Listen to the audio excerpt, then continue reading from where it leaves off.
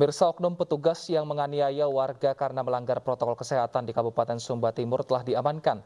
Pelaku ternyata adalah oknum ASN yang bertugas di Kecamatan Kanatang dan di Tengarai, masuk dalam kategori ODGJ.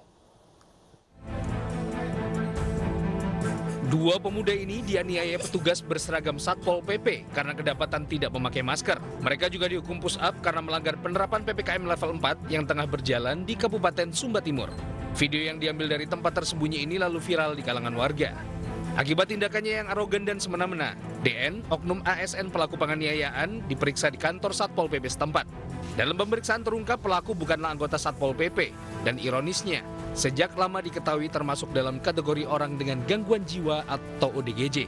Warga, saya mengucapkan permohonan maaf. Meski demikian, DN tetap diproses dan yang bersangkutan meminta maaf secara terbuka pada korban dan masyarakat.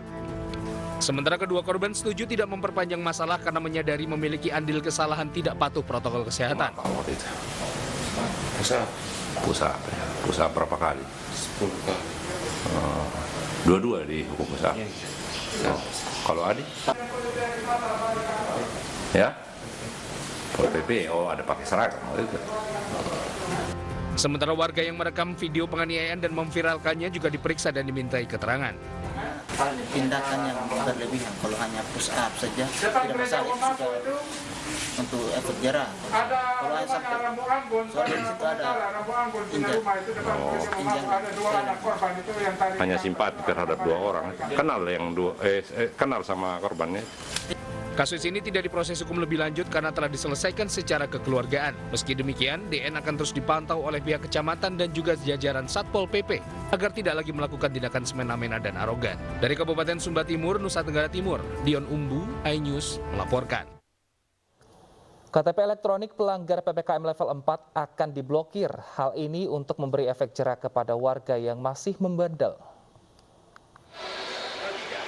Pemerintah Kota Tangerang Selatan menjatuhkan sanksi tegas kepada warga yang melanggar aturan PPKM darurat level 4.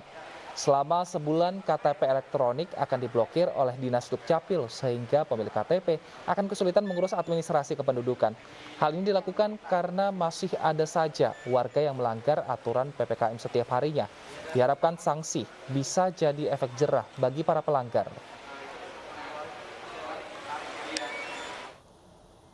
Sudah hampir sepekan PPKM level 4 berlaku di Tangerang Selatan. Lalu sudah berapa banyakkah warga yang melanggar? Untuk mengetahui perkembangannya kita sudah terhubung dengan Kepala Dinas Dukcapil Tangsel, Bapak Dedi Budiawan. Selamat siang Pak Dedi. Selamat siang Pak. Baik Pak Dedi, dengan adanya ancaman IKTP yang diblokir ini masih adakah warga yang melanggar Pak? Sampai saat ini belum bertambah, baru 1 orang permohonan dari Satpol PP.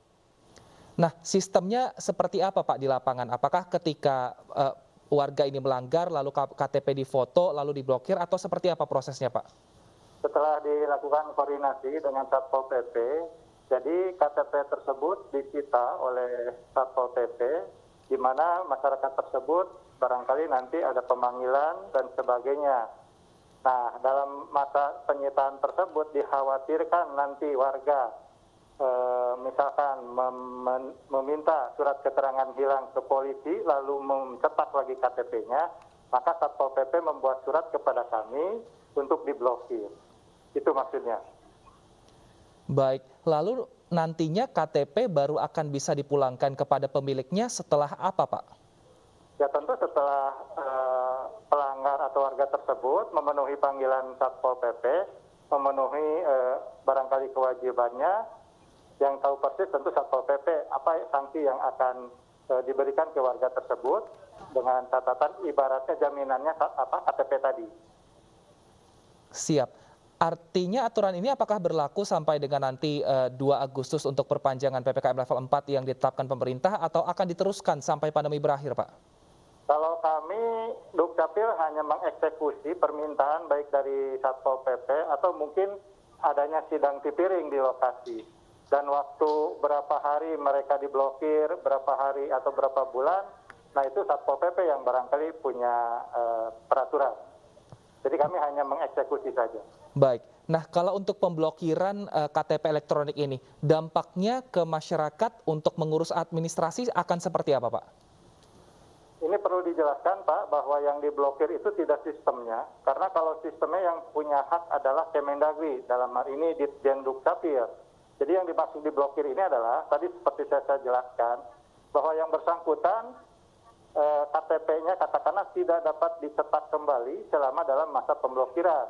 Khawatirnya untuk menghindari misalkan pemanggilan oleh Satpol PP atau mungkin ada sanksi lain dari Satpol PP, bisa saja warga tersebut minta surat keterangan hilang ke polisi lalu mencetak lagi di kami. Nah kami kan tidak tahu kalau tidak ada surat dari Satpol PP. Nah dengan ada surat Satpol PP tersebut, maka apabila warga tersebut memperbaiki atau mencetak ulang KTP tersebut, tentu kami blokir atas permintaan dari Satpol PP tersebut. Begitu Pak. Baik, nah saat ini kan baru hanya ada satu yang melanggar. Ini menunggu untuk sanksi-sanksi atau warga yang melanggar lain, atau yang satu ini saja langsung diproses, Pak? Langsung diproses, Pak. Artinya selama surat tersebut belum dicabut oleh Satpol PP, maka selama masa tersebut pula kami mengawasi atau memberitahukan kepada seluruh roket kami, seluruh pelayanan kami, apabila ada permohonan atas nama si A misalkan untuk pemohon dicetak kembali KTP-nya, maka tidak dapat diperkenankan walaupun yang bersangkutan melampirkan surat kehilangan polisi, karena ternyata barangkali tadi orang tersebut sudah ada blokiran dari Satpol PP. Begitu, Baik. Pak. Baik, terima kasih Pak Dedi. Kita harapkan dengan adanya sanksi seperti ini bisa membuat warga patuh akan protokol kesehatan. Terima kasih Pak Dedi telah bergabung bersama kami di iNews Siang. Pemirsa, 30 tahun mengabdi sebagai anggota Polri, Akpol 91 menggelar kegiatan sosial secara serempak pada hari ini. Salah satunya adalah membagikan ribuan paket sembako secara online.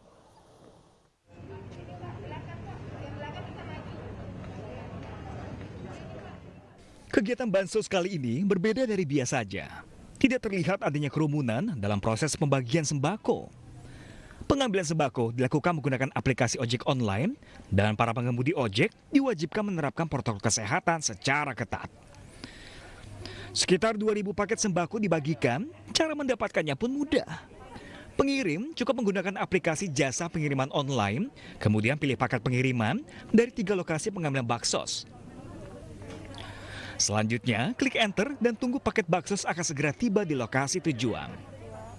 Tidak perlu khawatir, seluruh biaya pengiriman ditanggung panitia penyelenggara. Tidak hanya penerima saja yang mendapatkan bantuan sembako, pengemudi ojek yang mengantar juga menerima paket sembako yang sama. Kegiatan baksos presisi online tanpa kerumunan ini merupakan salah satu bagian dari bakti alumni Akpol 91 yang telah selama 30 tahun mengabdi untuk negeri. Ya pemirsa, memang antusiasme warga terhadap kegiatan baksos presisi online yang dilakukan oleh alumni Akpol tahun 1991 Batalion Baradaksa ini memang cukup tinggi, terbukti dari banyaknya antrian pengemudi ojek online yang terjadi di sini. Memang kegiatan ini sendiri hanya dilakukan selama 3 jam di hari ini, dari pukul 9 pagi hingga pukul 12 waktu Indonesia Barat. Ada kurang lebih sebanyak 2.000 paket sembako yang dibagikan, di mana nantinya pengemudi ojek online ini akan mengantarkan sembako ke pemesan masing-masing, ke alamat pemesan masing-masing, dan diharapkan dengan adanya kegiatan ini dapat meringankan beban warga di masa pandemi COVID-19. Dari Jakarta, Yasmin Tania, Leman Didik Octavian, iNews melaporkan. Pemirsa, tak lagi kuat menghadapi kebijakan PPKM, pedagang Malioboro mengibarkan bendera putih. Modal usaha para pedagang habis untuk memenuhi kebutuhan. Puluhan bendera putih dipasang para pedagang kaki lima di sepanjang Jalan Malioboro, Yogyakarta. Meski pedagang sudah diizinkan kembali berjualan, namun banyak pedagang memilih tutup karena modal mereka sudah habis untuk memenuhi kebutuhan sehari-hari. Selain itu, akses Jalan Malioboro dengan sistem buka tutup membuat kondisi Malioboro sepi wisatawan. Para pedagang berharap adanya bantuan dan perhatian dari pemerintah karena kebijakan PPKM membuat roda ekonomi di kawasan Malioboro lumpuh total. Ya, bukan protes, himbauan ya, supaya mengerti perasaan pedagang kaki lima seperti ini bahwa. Pemirsa, seorang pasien anak mendapat infus kadaluarsa, orang tua tidak terima. Selengkapnya kami akan hadirkan usai jeda berikut.